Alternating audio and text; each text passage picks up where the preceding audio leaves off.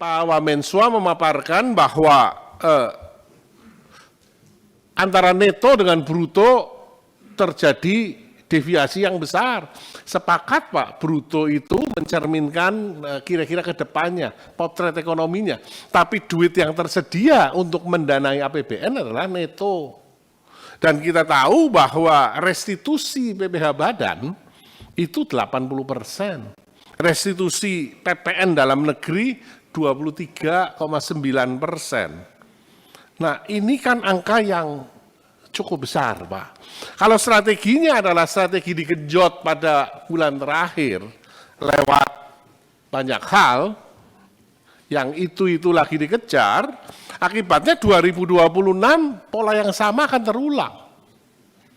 Yaitu netonya jeblok, tetapi brutonya membaik.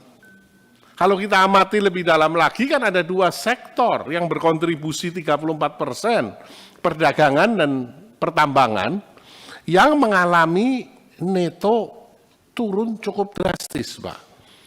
Untuk perdagangan hampir 10% dan untuk pertambangan hampir 14%. Ini tentu harus menjadi perhatian dari Kementerian Keuangan.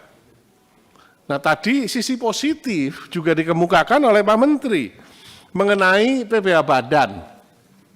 Brutonya bagus, tumbuh positif. Tapi kita sadar bahwa kalau di PPh Badan, kinerja yang positif ini kan hasil kinerja 2024. Di mana kita tahu sama-sama 2024 ada kenaikan dari harga sawit yang luar biasa. Sehingga apakah di 2026 ini bisa kita andalkan lagi, atau ini ada hanya satu prestasi one off? Kalau ini hanya satu prestasi one off, maka ini bisa menjadi catatan yang harus diantisipasi di 2026. Ya. Kemudian mengenai penempatan dana, Pak. Tadi Pak Menteri sudah memaparkan terjadi penurunan tingkat bunga, ya, baik pinjaman maupun simpanan, walaupun di pinjaman turunnya masih sangat kecil.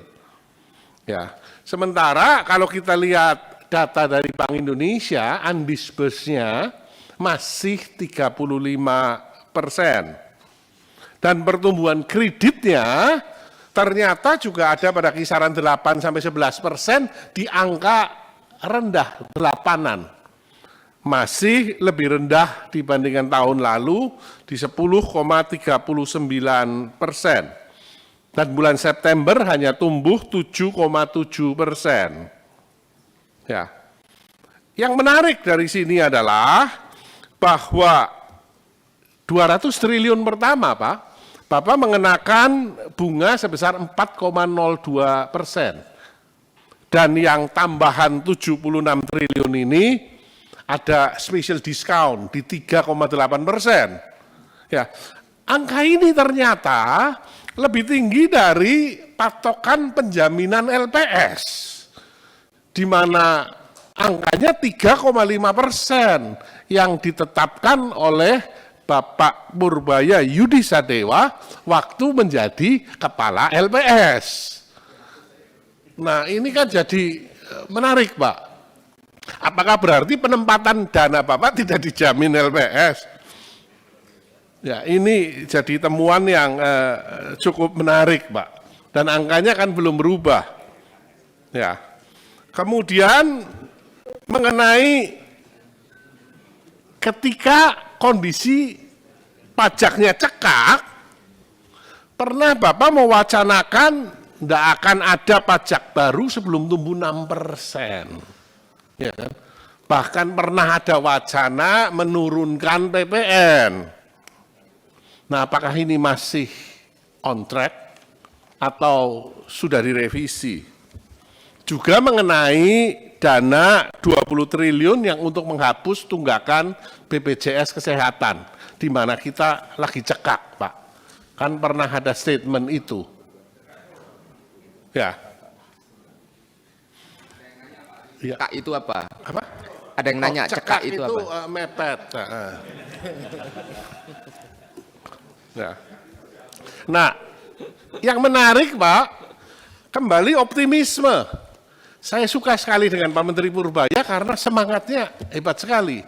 Jadi Q4 kita akan tumbuh 5,7%, sehingga nanti keseluruhan 2025 bisa 5,2%. Ya, tapi kita sama-sama tahu bahwa komponen terbesar yang berkontribusi terhadap pertumbuhan ekonomi adalah C. Angkanya tadi Bapak tampilkan survei dari LPS, ya. Ini memang keyakinannya naik. Nah, survei dari BPS dan survei dari BI angkanya sedikit berbeda. Ya kan? Keyakinannya tidak setinggi itu. Dan kita tahu kontribusi C itu 53 sampai 55% dan C ini sudah stagnan selama 2 tahun ini. Sehingga tanpa adanya pertumbuhan pada C, konsumsi swasta, maka akan sulit sekali. Sehingga mungkin Pak Menteri Pak Aris, diperlukan, bisa dipercepat. sedikit lagi Pak Ketua izin, diperlukan satu kebijakan khusus dari Kementerian Keuangan untuk mendorong UKM, Pak. Ya, sehingga nantinya C-nya bisa meningkat, Pak. Kemudian mengenai belanja yang tadi di-push, sepakat saya Pak, ya, cuman jangan hanya nominalnya saja Pak, tetapi outcome-nya, output-nya, kualitasnya juga diperhatikan. Kalau Bapak amati ke granular sedikit ke bawah, yang meningkat adalah perjalanan dinas Pak. Ini cukup bahaya Pak. Dan terakhir, langkah konkret dari Kementerian Keuangan untuk memberantas ekspor impor ilegal, rokok ilegal. Harusnya antara Direktorat Jenderal Pajak dan Cukai ada satu kerjasama yang diorkestrasi oleh Menteri Keuangan. Tapi kelihatannya ini jalan sendiri-sendiri. Harapannya kalau ini semua ditata Pak, cita-cita kita bersama yang disampaikan oleh Pak Prabowo, yaitu tumbuh 8% dan optimisme yang dibangun oleh Bapak Purbaya, didukung oleh teman-teman Komisi 11, bisa tercapai. Terima kasih. Assalamualaikum warahmatullahi wabarakatuh. Waalaikumsalam warahmatullahi wabarakatuh. Ini luar biasa ini. Pak Haris ini sudah memberikan dukungan kepada Pak Purbaya. Nah. Silakan Golkar, Bu Putri. Ya, yuk silakan Pak. Izin Pak Ketua, Pak Haris pertanyaannya sudah dari ujung ke ujung. Kalau saya jawab satu aja nggak selesai 1 jam deh.